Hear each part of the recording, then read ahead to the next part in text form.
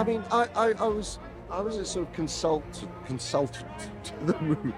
I'm a consultant to the movie, in the sense that when Wes had chosen where he was going to start the story, I was, which is generations later. It's like, okay, that's very specifically going to affect the evolution of the apes and the different clans of apes who are all over the world, and how far each clan has evolved a different way, which would affect speech, which affects movement, which affects the psychology and the belief system and all of that kind of stuff. So I was sort of brought in to pass on the baton in a way, and help them create that world sort of thoroughly, so that the relationship of all of the apes in terms of their clan, the evil clan, how different that would be to other clans, and what is the specifics of that clan.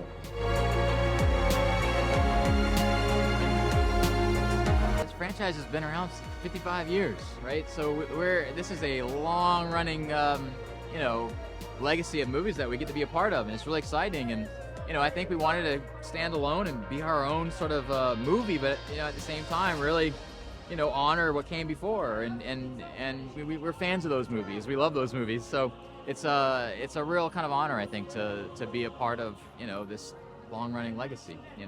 I had never worked in this medium before, and I just decided I better go in with an open mind and open heart, and it ended up being the freest I've ever felt as an artist.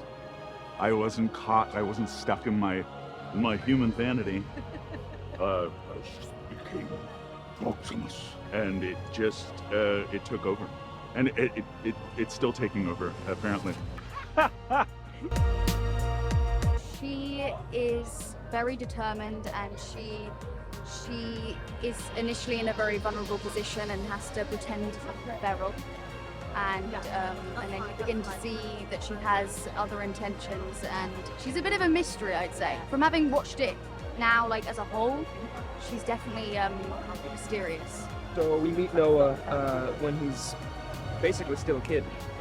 He's a young chimpanzee.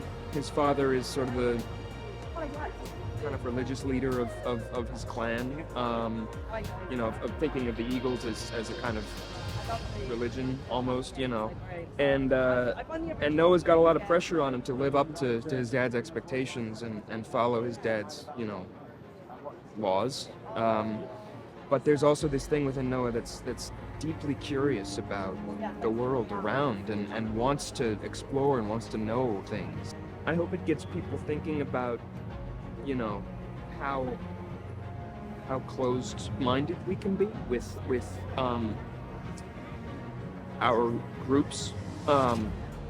That's kind of the wonderful through line of Freya's character and my character is that we're always learning about each other, and it is a complicated relationship. We're not friends, but there is more there than I'm willing to give her credit for, and vice versa. But also, I hope it makes people think about power structures and how people in power take that power.